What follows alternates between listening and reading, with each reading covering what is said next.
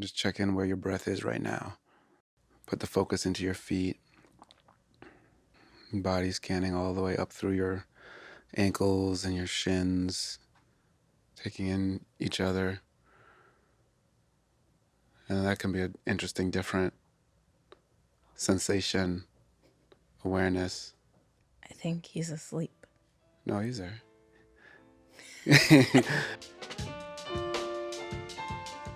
Welcome to Two Nerds and an Actor podcast, where we give you unfiltered opinions about nerdy TV and movies for the nerd aficionado to the nerd adjacent.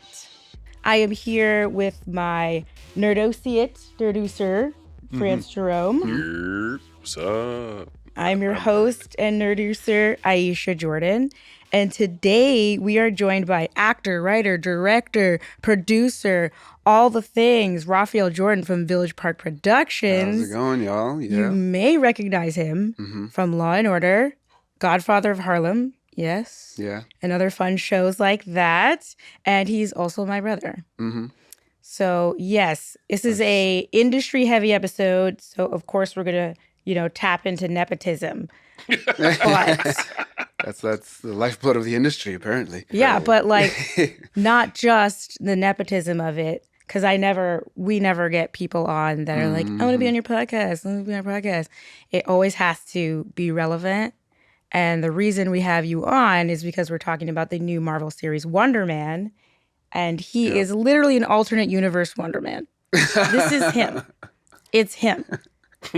I just need you, okay, for those who haven't seen it yet, because, we'll get into it. Right. It's him. Is there spoilers? Oh, Eventually. yeah, of course. Okay. Well, eventually. Okay, eventually. But not Spoil yet. Right. Not yet, right? Okay, well, thank you for being Allegedly. here. Thank you. Oh my gosh, that's your line. Oh. Thank me for being here? You're welcome for being here. There we go. Nailed it. I don't think he's getting the part. I don't think. We'll call you. Oh, no. Yeah. Wait, I can do something else. I have more.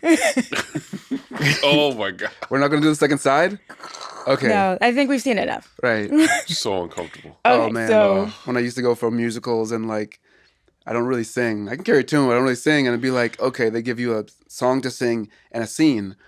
I remember going out, and this was when I first got to New York, and my agent was telling me to this musical, and it was like, I did the song, and I was like, got through that. And they were like, thank you. And I was like, good, great. Now to the scene, what I can do. And they're like, no, thank you. I'm like, oh, it's just thank you. Okay. Oh. Good. Thanks. Sorry. Oof. I thought they were going to ask you to dance. Right. I was like, okay, well, at least I can show them my acting. And then maybe they'll be like, we can after get the him to song, they sing. were like, thank you. If only they did the acting first. Right. Yeah. Okay. Actually, so speaking of Wonder Man and Yahya Abdul-Mateen, and I remember because we were in grad school at the same time. We graduated around the same time. I think maybe he graduated a year before me, but He was in the same class with Lupita and everybody, wasn't he? Or no? no, I don't think No, they he were in the wasn't same. the No, they same weren't in one? the same class. Oh, They might okay. have been there at the same time. I don't think they were at the same time either. Oh, I thought they were. Lupita went to Yale a lot earlier, I think, than he Oh, did. before him. Because I remember when she got into grad school. Yeah. Because I knew her. I know. Yeah. But I He remember- got into every single grad school. Yeah, he no, he applied got to. into ACT. He where got I into went. every single one. And people that I met him a few times, and also heard about when he auditioned for ACT, a woman that I knew, who you could sit in on the auditions, which is a really cool thing as an actor, to be able to be there behind the scenes and see how it feels to be in the room when the actor comes into audition. And she said when he came in, it was just he really changed the atmosphere. He's magnanimous. Yeah. Not gonna lie. And he's a great guy. So he was on that show, The Get Down. Oh Which yeah. I was getting to speaking about dance auditions. I auditioned for The Get Down as well for that same role that he booked, and the audition was a dance audition. There was a scene, but then you also had to kind of improv your dance moves. But then obviously he booked it. Yeah. But then my friend from grad school got into The Get Down as well. So then, knowing her and going just hanging out, and while she was in The Get Down, she had a couple birthdays, and Yahya came to her birthday, and he's a really dope guy. So you were with him. Yeah, at he's the a really birthday? down to earth, really cool guy. Just the type of Yeah. person where you're oh, he really deserves. You're always happy to hear. Yeah. He got When something. people who are actually dope people Yeah. are also getting their flowers and their attention and respect for Yeah. it as well, you know. Before we jump into Wonder Man specific, Yeah. there's a question we ask everybody. I mean, we might already know. Oh. No, they don't know. They Oh, don't right. know. What is your nerddom? Wow. This is Scott Pilgrim. What do you like to play? It's a loaded It's a question. loaded question. Well, you're my sister, so we have, I feel like, a similar-ish, at least, like, origin story of nerdingness. Is that, I mean, because we had our whole, like, nerd-adjacent, what do we want to call that? What was that, like a The event we conference? did? It was an event. It was supposed to be, like a convention. It was like a convention and then event. It failed. No, it was good. We had people Failed through. miserably. High quality. Low Yeah. turnout. We had Keisha Tucker. We did. My friend She's Keisha adorable, Tucker. Melage. Yeah. Mm-hmm. Amazing stunt woman. We'll get her back on the pod. Say Yeah. that. Word. Oh, that would be, yeah. Keisha, It'd be coming fun. for you, Hulk Hogan. Keisha. She's done amazing things even since doing all the amazing things she did when She she came did. out for Nerd Adjacent. Word. She's a You're right. stunt performer in Mhm. Hollywood. Look her up, Keisha Tucker. Yep. Yep. Us. Us. Captain Marvel. Oh yeah, she was in Black Captain Marvel. Panther. She's Yeah. done all of them. Yeah. Yeah.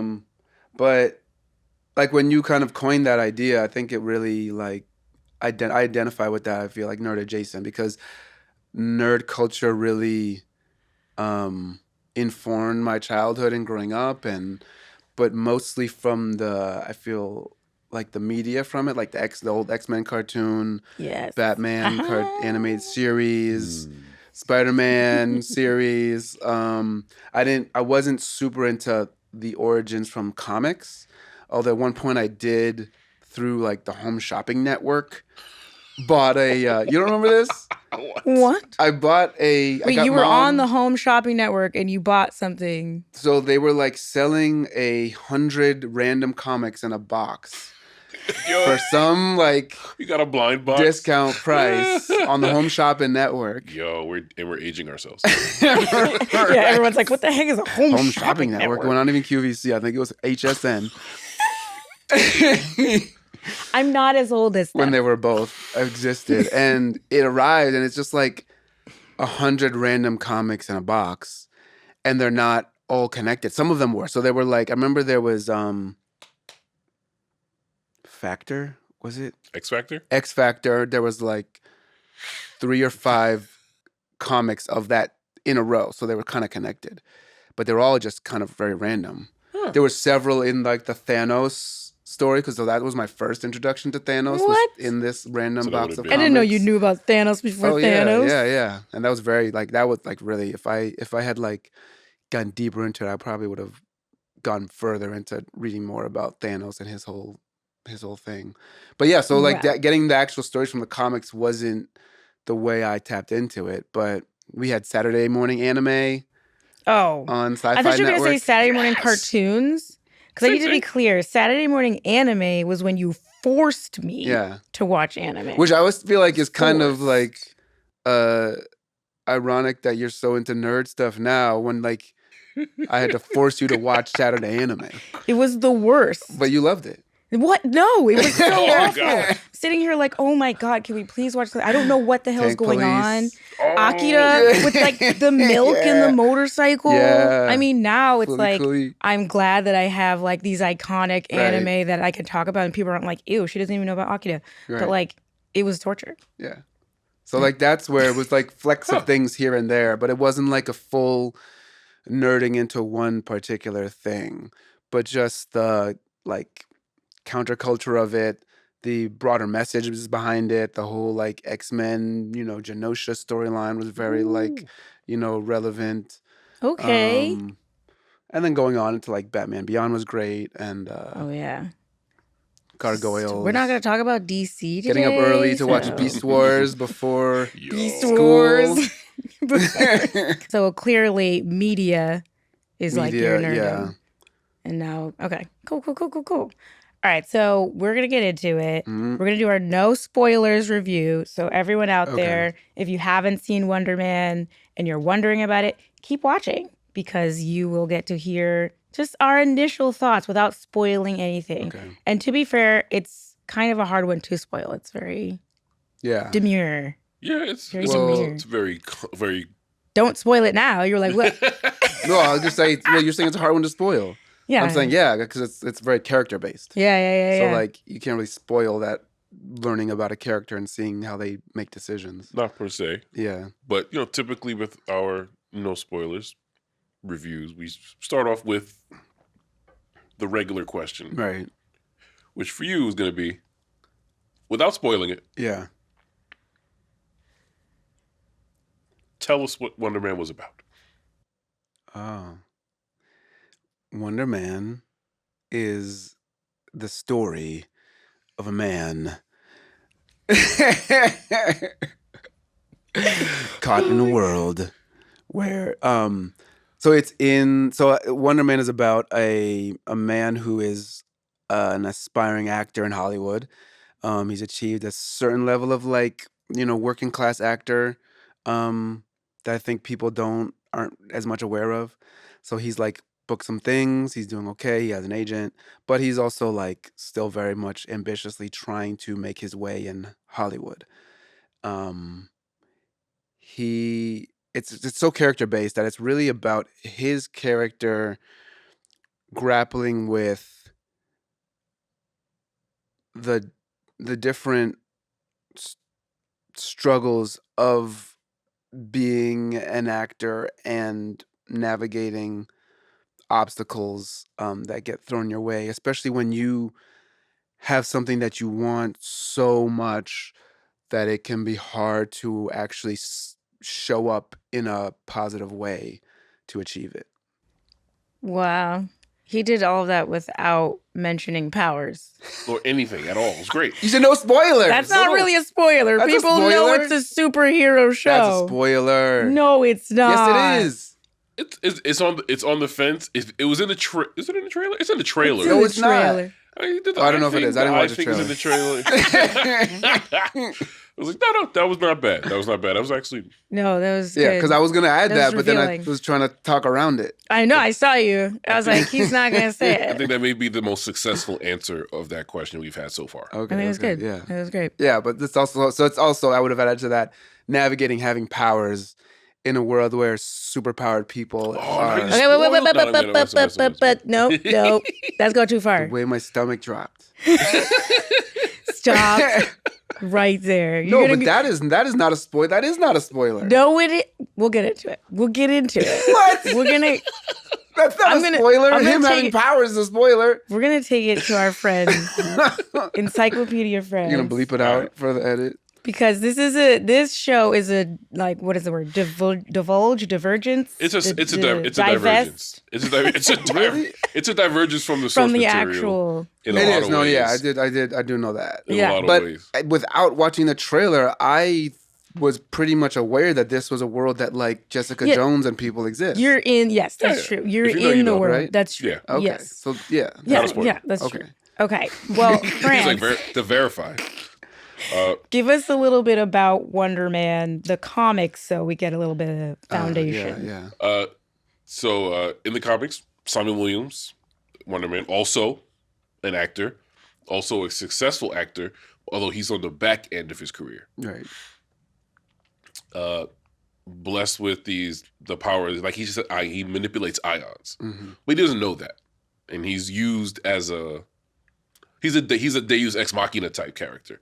He's an Avenger, and core Avenger at that. He's And like a stuntman in the comics, though, right? no, No? he's- yeah. Like he's a stuntman he's both. Uh, He started as a stuntman, and his whole journey is about trying to matriculate into just being a serious dramatic actor. He likes trying to find these Oscar-worthy roles, but he's really pure of heart, and that's his thing. He always tries to do the right thing no matter what. He's super powerful, but only shows up at like the last minute to fix everything. He's like he'll fly in, I beat people. Okay, guys, I gotta be on set. Dips out. Most importantly, I think was for him as a character was that he was so pure of heart that even between Captain America, Iron Man, and folks, they decided they would model Vision is based on his imprint. that makes sense. So Vision has a lot of his ideas, a lot of his memories, a lot of his characterization. Vision. Okay, yeah, that makes a lot of sense. I was like, so, but he was such an important character, which is why it was always so strange. 20 years into the MCU, like into this thing, there to That he now, wasn't there. you know what I mean. But the character is pure of heart, drops in once in a while, has a couple of, he had very few like solo arcs, like in the very few of them, and they didn't last very long. So we didn't even get a lot of characterization out of him for a long time. Was he black? No, Simon Williams was white. He was very white. I mean, I haven't heard anything about it. Maybe that's me not looking into it, but are people mad? No, because Wonder Man was always a B to C-list character. Even as a core Avenger, he was never super popular. Racism has limits. He was too powerful. Yeah. Right. They're like, if you're not a main character, it's Like, whatever. I don't care. Or anybody who's If alive they have enough to be blind. whoever's alive and in their right mind enough to be racist about the character choice or the race swapping of a character never knew the character to begin with. Right. Or they don't know comics. Right. Or it wasn't like he what wasn't they're popping for. enough. Wasn't popping enough for anybody to care. Yeah. So good timing. Okay. So knowing all of that, how do we feel? Again, this is a no spoilers review. How do we feel about the take that they've done in this series? Because a lot of people are saying that it's like the best Marvel series ever. Like of all the, not movies, but of the series that are made, wow. I didn't this know is like the best one. Response. Well, I mean, the fact that it is like more grounded and you get more of the like personal heart and story of this person, of this character. Because I feel like what sometimes happens in the MCU is that people are so superpowered that you're kind of like, well, where are their weaknesses? And they show them in the MCU in different ways. Right. But in this one, it's this character struggling against something that superpowers don't help. And actually it's a liability. Yeah. So that really tricky way of navigating that is more interesting to see a character really grappling with something that is so hard to navigate. Yeah. Yeah. That's fun. I feel like this series is like a writer's series. Yeah. Because like one, you know a lot about the business itself. And as a writer, you get to play more into the characterization of someone and like how they interact with the real world. And you have this thing in the back burner that's like you said, is like even bigger at you. Yeah. Like, oh my gosh. So I really feel like as a writer, it must have been like really fun to like play around with this. And one. like the simplicity with which it's approached, I think, is another thing that maybe people are attracted to, because it is a very relatable story in some ways. I mean, trying to be an actor in Hollywood maybe is not super relatable to everybody, but like, but the just striving for something that you don't know if you can get is like the most relatable thing. And that, again, that superpowers are not necessarily a shortcut to that. He still has to try to get this on his own, with his own 2 feet. Yeah. I love this take for that exact reason. It's hard to find where in the world somebody with powers exists in normality. And making him struggle is one thing. Making him struggle with acting, another thing. Making him a black person struggling with acting is a whole nother thing. And they just make you care. Which you can't, it's so much harder to make you care about anyone else. But it's real easy to care about Simon Williams' situation. Okay. I want to keep going in the no spoilers world, but I do also want to get into it.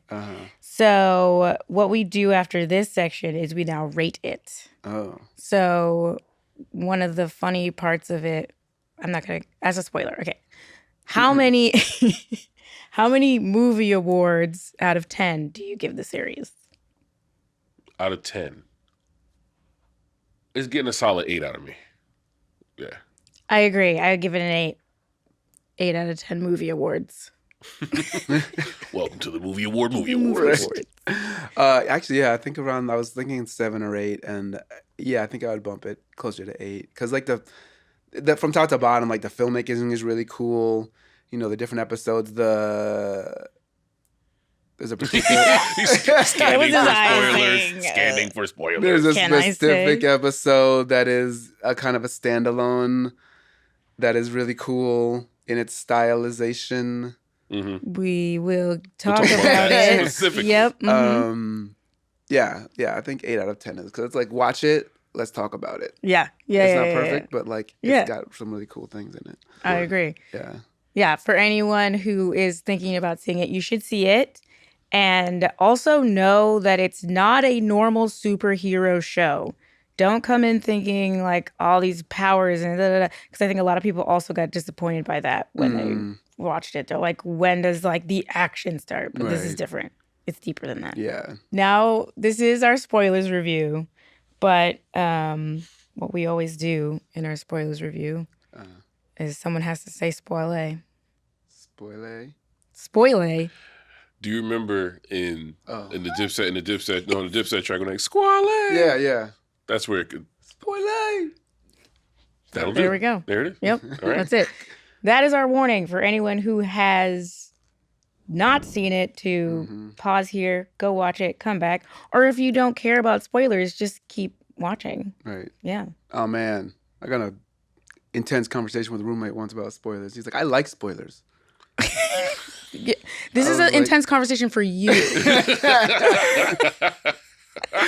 Everyone else is like, what do you mean? okay. He's like, well, that tells me whether I want to see it or not. But I was like, but you can't know if you want to see it if you know the spoiler, because you wouldn't have known it. Then you can't. See how intense he's getting? You say like, oh no, it's not a spoiler. It's just and he's like, well, I have trauma around spoilers. I had The Usual Suspects spoiled for me. I had The Sixth Sense spoiled for me. Yeah. Those are like really big ones. Major spoilers. So I guess my first question, or my first thing I want to talk about is about his first time on set, just to like ease us into the spoilers. So see that eye roll right there. So he gets a role on American Horror Story, which I like that they're using like real shows to go into. Because they own FX. Now, right. So. And that's actually a cool part of what makes this show cool is the blending of like our actual world with, especially when it comes to media and things, because you kind of need that in references later too in the show. And this set is like kind of more like street level on that sense, makes it fun. Yeah. But so he gets this role and he's clearly just like a day player, which for audience, what is a day player? A day player is pretty much kind of what it sounds like. It can mean multiple days, but typically you're on set for one day. And there's a lot of things in the union and things where like if you're on set for one day, that gives the production certain leeway around how they use you. But you typically, if you're on set for one day, it either can be what's called a co-star, which is the usual role that just has like under 5 lines. It used to be called under 5 back in the day. And then, or it could be a guest star, like a medium to small guest star, which is actually a bigger part than a co-star, even though I know to lay people it sounds the opposite. So you said, wait, co-star. Co-star is below, then guest star stars. Okay. So this role that Simon has could be either a co-star or a guest star that's just working for a day. Okay. I thought a day player was also something else, like day player down below. No. That just refers to how long you're on set, pretty much. So yeah, he's this day player, and he has this one character, some professor who clearly I think like dies right away. Dies really quickly. Yeah, but he comes in and has all these thoughts about the guy's backstory and like what books he's reading into. So I mean. How did you feel watching that? Well, so in the like the opening sequence, he's like, I didn't know anything about the show. I knew like vague things about it. I'm watching it. He has this script of sides. I knew it was about an actor. But then he has this script of sides, which sides are the scene that you are auditioning with. We just call them sides. My side, your side. And this is why it's him. He's him. On his scene sides, there's all these notes everywhere. It's like just littered with notes to the point that I was like, oh, he's a writer. I thought he was a writer. My God. I thought he was like working on a script. Working on the script. like he was a writer, but he was like an actor, but he was like doing more writing. Because when it starts, you're not sure where he is. It turns out he's in the Honey Wagon, which is the like small trailer you get for day players. You get like a really small. It looked like he was in a bathroom. Like, yeah, and that's like I've been there. That's you get your little Honey Wagon. They put you in there at the top of the day, and then you just sit in there stewing, trying like doing what he's doing is like going over your thing, making sure you're ready, warming up, sitting, cooling out. It's like hurry up and wait. But I thought he was a writer because of how much notes was on his scene. And then he gets to set, and I'm like, oh no, he's just a day player actor. Literally there. And then like you're saying, it's so cringy as an actor. So there's this classic thing as an actor called the actor's nightmare. There's actually a play written about it, and the classic actor's nightmare is like it's a dream you have that you're in some kind of production, but you don't know any of your lines. Oh gosh. And you're just like, it's your nightmare. You're on set, it's time to go. Or you're like in a play, you're on stage during a performance and you forget all your lines. Oh God. And you're just like, what? It's like, where am I? It's a nightmare. This is a version of that in real life, that he, like, watching him do this is a different kind of an actor's nightmare.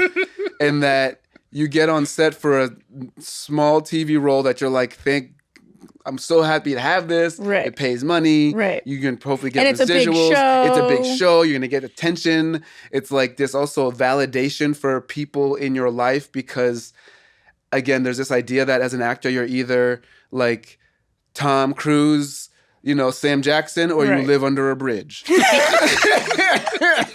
There's no in between. You're either like got any roles for me? You're either Sterling K. Brown or you're eating out of a dumpster. It's true. When you tell people you're an actor, they're like, "What have I seen you in?" Yeah. And you're like, so you're like, "What have I seen you in?" So like, if you have something it. that they could have seen you in, it's nice to be like for me, it's like, okay, yeah, Law and Order, Godfather of Harlem, or like small little roles versus like, Edmund and King Lear and Romeo and Juliet, but like those are stage things that they would not have seen. But I can say I was in Law and Order SVU, and they can be like, "Oh, okay."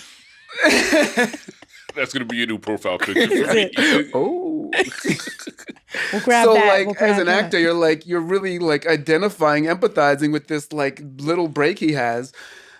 And to then watch him just fuck it up. Yeah. in such a way that you feel like an actor would do. Yeah. That is caring too much or just like... So basically, how he fucks it up is that he has all these ideas. Yeah. But instead of just internalizing them and making them real for himself, he has this desire and need to like bring other people and get approval from other people for it. So his first idea is actually innocuous and the people are like, oh, cool. He's like, hey, what if... So he's in a scene with what sounds like a series regular or at least she's like a strong main character on this fictional version of American Horror Story, which again is an interesting thing of a person coming in and being like, I just have this one little role and you're on this thing forever and you're like this kind of household name. But they're also actors, and can be down to earth and open to these ideas. And so he says this idea with the actor and the director of this episode that, what if our characters knew each other, and have this like backstory? Maybe they'll add a layer to our scene. And they're like, cool, yeah, cool, that's cool, solid. Yeah, let's do that. But then that just opens the floodgates. Yeah, to when him he starts doing changing too many things the and having thing with too the many book. ideas. He's like, shouldn't you have a copy of whatever archaeological? And they're like, I don't even know what that is. And they're like, okay, let's move the moonbeam. When they move the moonbeam. And I was rewatching to like prepare and things, and it's like you see the director which they make as a black woman, which I love that. And then rewatching it, there's interesting politics all around it because like also TV sets are huge things, and as a director coming into a TV show, that you're not like this big person on set. In films, a director is just like captain of the ship. In TV, the director is just like because there can be different ones for episodes. They're just jobbing in. The showrunners, the captain who's maybe not even there, and the producers and stuff.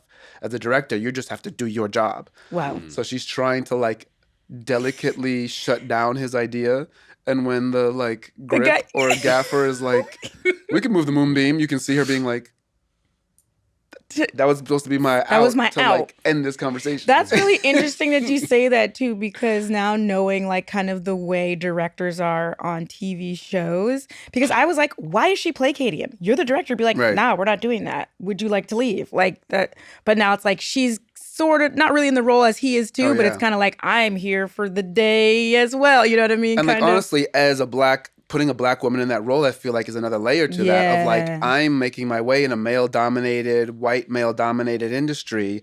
I can't be seen as being difficult Right. or causing problems, even if it is in service of this production. So then Yeah. she's like placating and looping in people to the Wow. point that ultimately like He gets fired. Gets fired. They're like, we're gonna not Yeah. have this character at all. Yeah. I mean, the level that they do indulge him is obviously you gotta just kind of, go Yeah. with it because in a real situation They would wouldn't have never, gone that 'cause they far. bring the They writer, brought the writer and him over. and the writer are chatting. They were like, who is this goofball? Right. But the thing about it is too, it's like it's a funny thing on that character because you still, as much as he's like digging his own grave, it's still endearing because you see he like compliments the director on another episode she directed. Right. Yeah. He compliments his actor co-star who's like a series regular on other work she's done. Right. He compliments the writer who comes out on episodes she's written. Yeah. So like you see his level of like research is so deep, but So his deep. reverence is also there as well that you're simultaneously feeling for him and also like shut the fuck Shut up, man. Shut up. That's what it was crazy. It was like, and I'm gonna shift you. Yes, Yeah. his reverence, his expertise, but also that validation thing. Yeah. Which there are other episodes that also stood out as standalones for me. The self-tape episode, Yeah. which it really did play out like an actor RPG in Oh my LA type God. joint. You want a side quest, that's a main quest now. But what's your experience with self-taping like that? And how did you relate to that episode at all? Self-tapes are so frustrating, and it's a gift and a curse, and it's here to stay, so we're all adapting to it. And Wait, are you watching- saying you prefer in person then? Yes. Okay. But that Continue. said, I've booked jobs because I was able to self-tape. Mm. Because that's why it's a gift and a curse. So if you've done it, then how accurate was that episode? Oh, very accurate. I've done all those things that he's done. No. Oh, yeah. Wait, have you been to like a self-tape? Was it the Like self-tape studio? No, I haven't done that. I think that's a very okay. LA thing. Okay. Oh, that's not true, actually. That's not true at all. I mean, so before we even really like self-tapes became a huge thing, because the self-tapes became huge in the tail end of pandemic. Mm-hmm. But before that, they were a way that you would get work. And in particular, I would go actually to a studio in New York that would do like acting classes and casting director workshops, but they also had a self-tape option. And yeah, I would go in and do self-tapes with them. I mean, the self-tape, it was like, Yeah, it wasn't I've that never person. experienced that what happened to him, where this woman She was like, no, I demanded have to read do the sides. role, and then also was like bad at it. It's terrible. So cringy. Yeah. But the like giving yourself enough rope to hang yourself in self-tapes is difficult because, yeah, on the one hand, you are controlling your own environment. So you can take the time to really like get into a mindset for performing whatever scene you're doing that you want to be in. But then you can tape as long as you want till you make yourself Oh crazy. my God. He had so many tapes on his computer. He did that. And in that episode, doesn't he do like 7 or 8 takes of one line as a waiter? Yeah. The side is Do you want one charge line. to your room? What was it? Like something like that? And Like- honestly, a lot of times those are the harder ones because they are so quick that you can just, and there are so many takes you can do. There's those choices you can make for the line Yeah. that you're like, I should do it this way, I should do it this way, let me try it this way. And then you can keep iterating and then until you're like, like when you say a word a bunch of times until the word is meaningless. Doesn't mean Like, anything. that's what happens sometimes with Roads. self-tapes. Yeah. Like what is He's even like, to your room? happening? Charge it to your room? Yeah. I don't know if you noticed it, he records himself doing the opposite lines. Yeah. And acts with himself. Yeah. I've definitely done that. I've done that many times. I mean, I do that on a regular to He's learn like, lines. I did that this morning. Yeah. Like I'm about to do that later for like rehearsal for this theater project I'm in. But I've also done it actually to do self-tapes. Yeah. Huh. Yeah. So let it be said that there is a startlingly. Yeah. Why would that be? Startlingly. Wonder Man is somehow accurate as fuck about Yeah. the experience of being a working class actor. Oh man. But I think we wanted to talk a little bit too about like the power element that comes into it. We'll be right back after this quick break.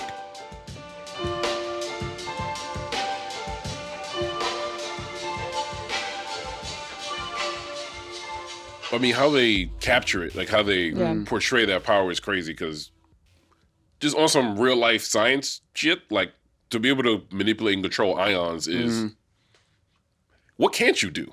Yeah. It's like you can do about anything. And then the character Wonder Man is like, he shows up on some street level shit here in this world. You know, he explodes an apartment, he rattles a building, because in reality, he could like punch Galactus in the ankle and like, you know, and kind of like trip him up. Like he's really, really powerful, but he's displayed in these really small, intimate, character-based, emotionally charged moments. Yeah. Well, that's kind of what I wanted to talk about in terms of like his power and the role of anxiety that they put it through. Because this idea of like, kind of you mentioned before, of like this thing you really want to the point where like now it can like consume you in a different way. I feel like they did that really well with his power. Like when he's like not getting it, when he's like thinking too much, and it was just like the rumble would start. And I kind of want to talk like how accurate is that as like an actor, and like the anxiety that comes along with like auditioning, getting roles. And that's what's also such an interesting parallel, like to have him being a up and coming actor versus the original source material where he was already established, because there is so much overthinking that you can do especially in self-tapes, but also just in the industry itself, where you're like, should I get this headshot? Should I present myself like this? Should I be focusing on what my brand is? Do I need to get my website like this? Do I, I should be acting more casting directors. I should be, and then, just in terms of like, okay, there's this scene I'm doing, and is this what they're looking for? Is that what they're looking for? But no, I should stick to what I feel and how I interpret this thing, because they want my unique take on it. And all these things are rattling around in your head of like, how should I be presenting myself for what they want versus what I'm most interested in, and where's the intersection of that, because that's where you book jobs. And trying to like find that and distill that, and then also like the added pressure for him of trying to hide the fact that he has powers is like so immense.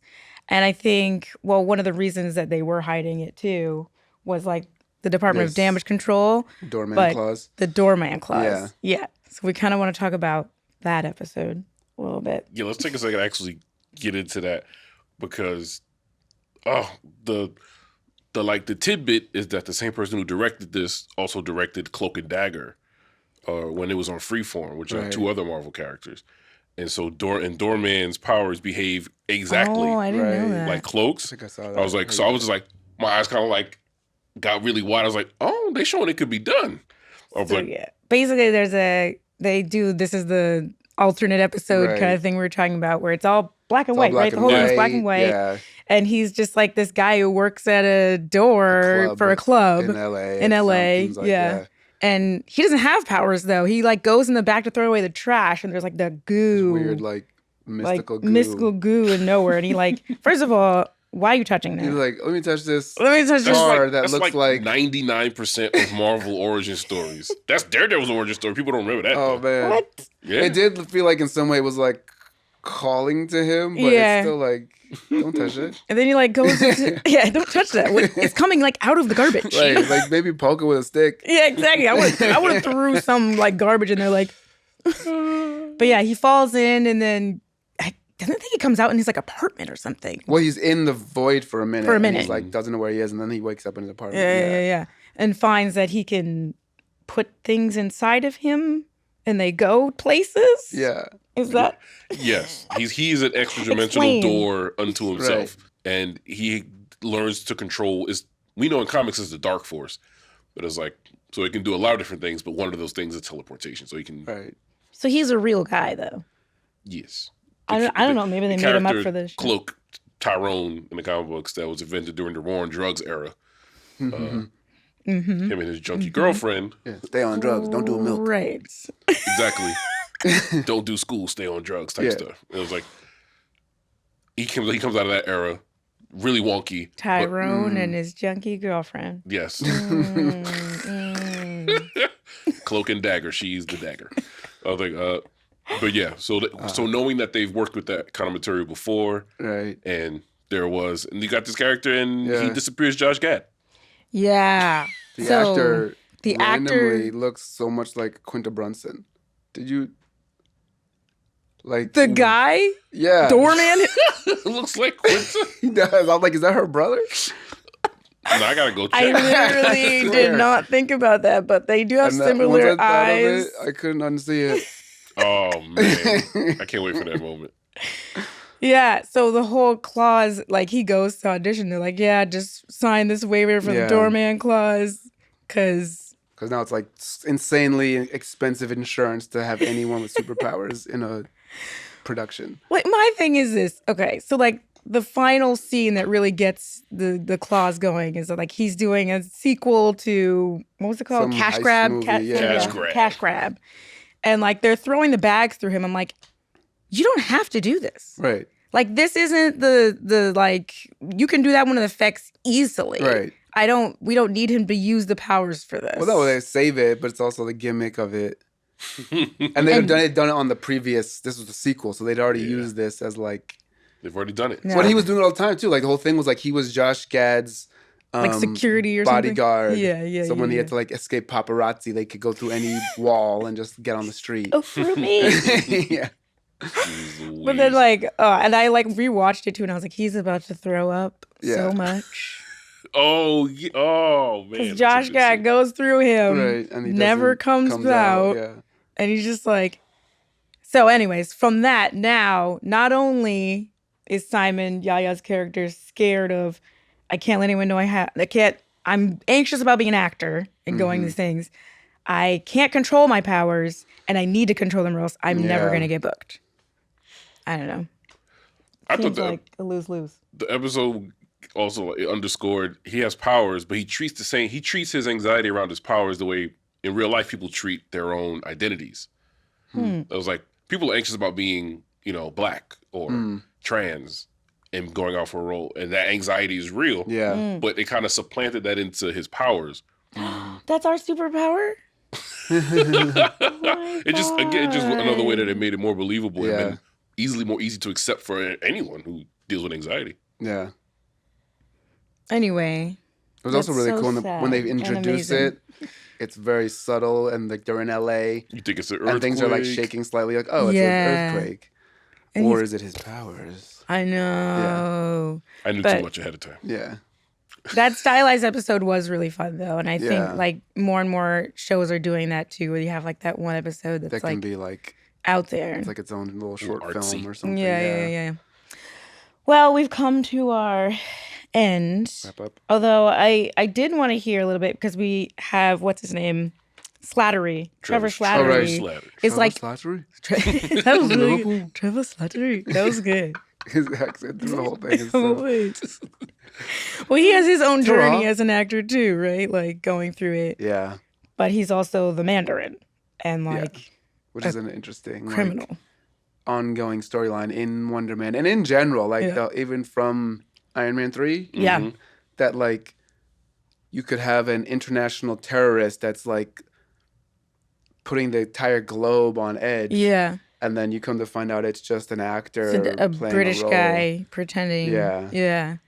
And I think it sucks too for him that like in every part of it, he's still being like implicated Yeah. or punished and all these things. And Yeah. he's like, I took a role. Right. It's like, I didn't even know. Yeah. But anyways, in the larger MCU, because I don't know, is Wonder Man coming into it? It hasn't been spoken about in general in that way. There's always murmurs, always rumors, and he clearly fits in just politically.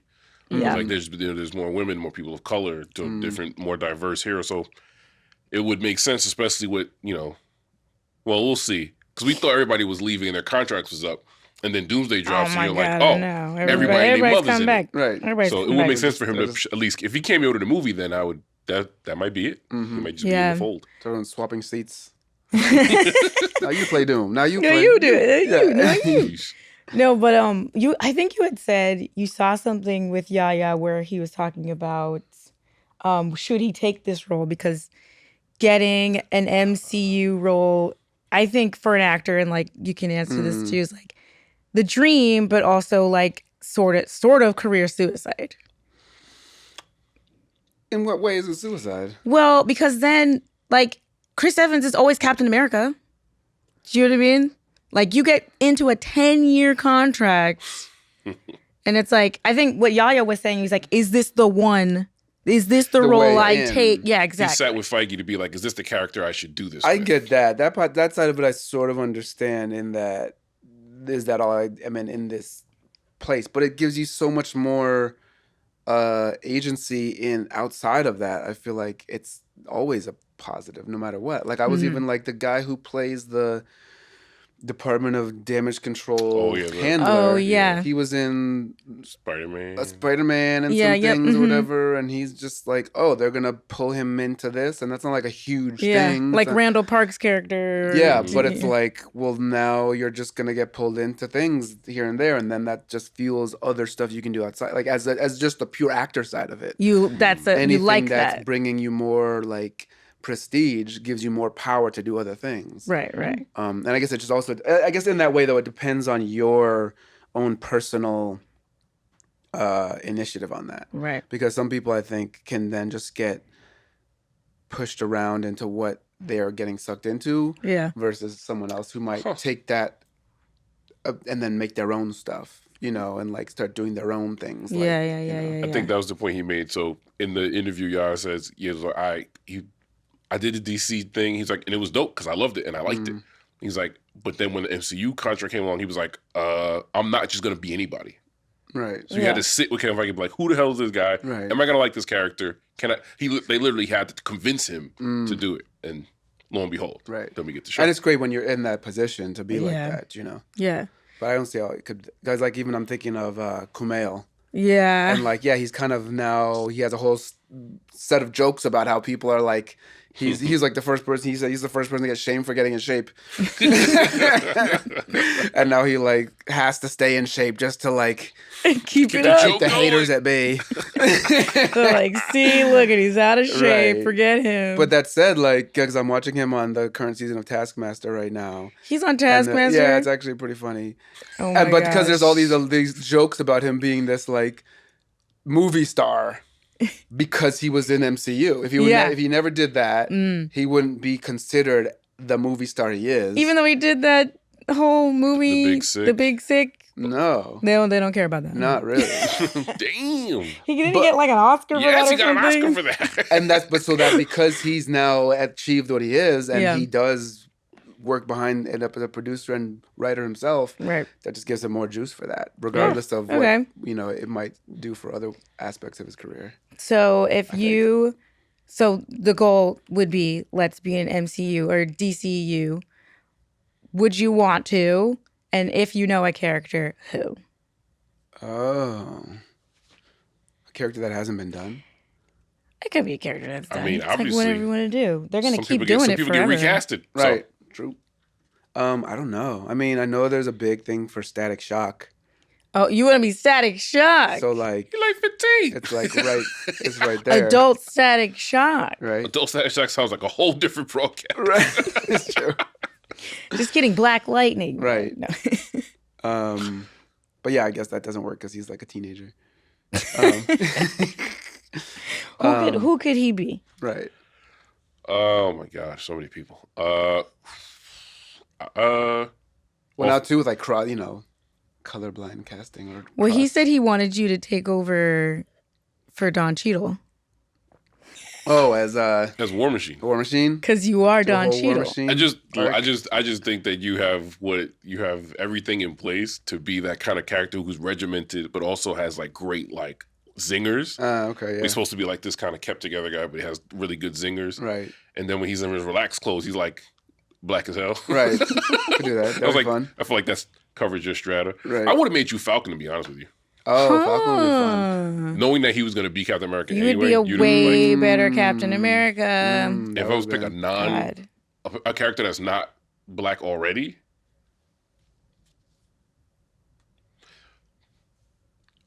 And this is just for me, for giggles. Bullseye. Oh my God, you have so much fun. Oh, Bullseye. Okay, Daredevil, the guy who's really good with the knives and stuff. Yeah. Oh, that would be fun. Yeah, no, I agree. Be a healer. Right. No, that's because of that self tape you did. Okay, he did this self tape. Right. Maybe we'll get a clip of it if you give us that footage so we can show. What was it for? It was for some indie, big indie film. I think Chris Abbott was meant to star in it. I don't know if it ever continued, but it was going to shoot in Dubai. It was like a war movie. I think it was based on a true story about this soldier who befriends and tries to help his interpreter, or that's another movie I'm thinking of. But he had to do a whole scene with I don't know why this was the audition scene, but it's like an action scene. It's a whole war sequence. Fully war sequence with no real dialogue. I mean, there's dialogue, but it's all based around get down. Who's that? Is she hurt? Is she okay? Come this way. Okay, follow me. So wait, this is why we brought him on, because he's Wonder Man. He didn't just, do the lines. He didn't just record himself saying the other lines so he could play off himself. No. He is now running around his hotel room with fake guns, throwing grenades, going up against walls, looking over corners. He has the gun go, go, go, go, go. I kid you not. Well, because as I started to work on the scene by himself, there was no one else there. Just him in the room. There was no one else there. So it's funny that the only reason I could even do this because I was actually on contract doing a play in Hartford. So I had this randomly big extended stay kind of hotel room, and I'm working on the scene. And as you're working on the scene, you're you're getting ideas of how to I was saying that interaction of how do I connect to this scene? What excites me about how do I make this, how to tell this part of the story that I'm being asked to tell. And I'm thinking it's such an action scene that you have to do something. And then I'm kind of thinking well, I have this big space and I could kind of set up a thing. And then I'm well, I had my tripod for doing self-tapes.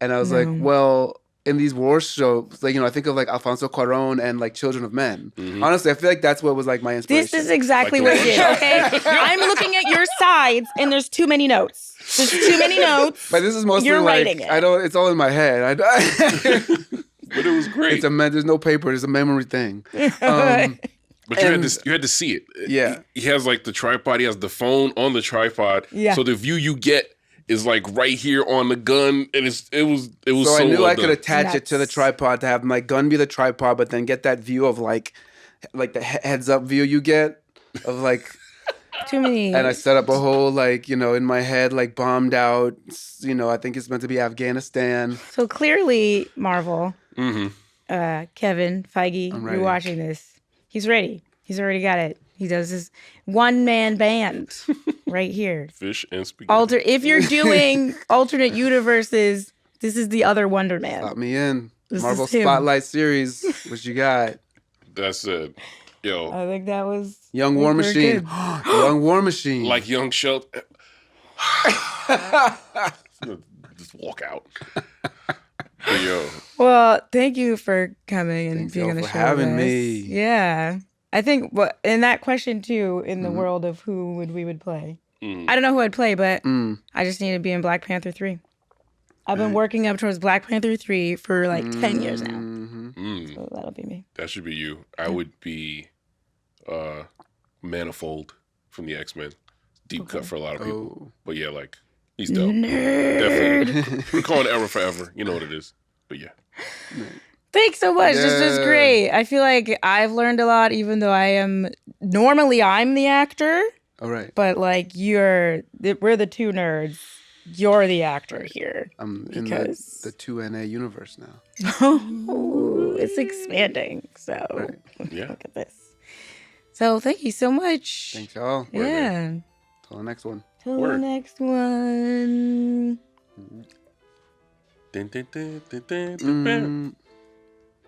Cool. Two Nerds and an Actor is produced by Wonder Studios and Desta Wondered. And us, Aisha Jordan, France Jerome, and Mike Santana. Our theme song is composed by Stanley Borbra. If you made it this far, then you're the person who sits in the seats and waits for the end credits. So enjoy this deleted scene now. I had to do Foley beforehand. So how I actually did You didn't have to do any of that. I had to do Foley beforehand. So how I had to do the Foley. So you're in a firefight, and I had to distinguish between enemy fire and friendly fire.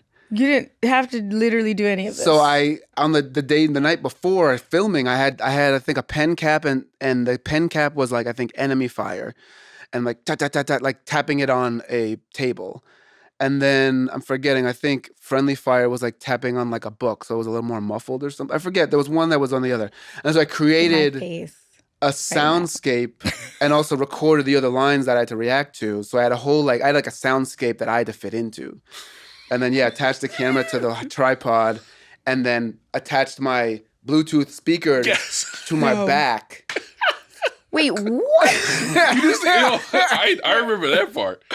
So that I push play, I push record, I push play on the sound, and then I'm in it, and I got to like fit in my movements and ducking behind the desk and opening the door and then doing my lines and then, enemy fire. And then coming on, okay, here comes the part for my fire. And then back. Okay, come on, let's go. Let's cover.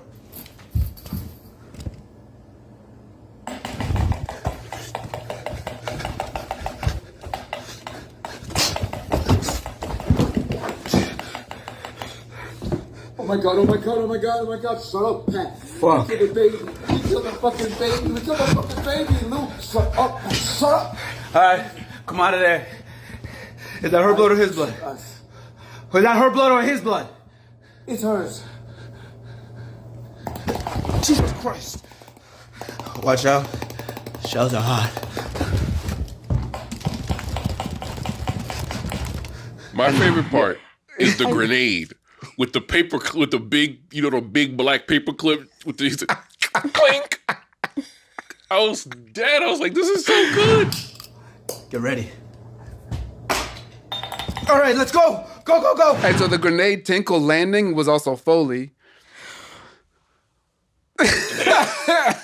Yo. Okay, first of all, explain to our audience what Foley is so they can... Foley is like this really amazing art practice where a person has to watch what's been filmed and they have all these different implements to affect the sounds of, like, when you see someone walking and they're in a long shot and you hear their footsteps, you obviously are not getting that actual sound. So someone in Foley will watch the walking and use shoes and then like walk on gravel or whatever. And then sometimes it's stuff that you wouldn't expect that make us think of what the actual sound could be or the feeling the sound is supposed to evoke. Right. Yeah. And so I was doing that with the pen caps and then like whatever I threw to make like a tinkling sound of a grenade landing. Yay, I did it. It like took me a million times.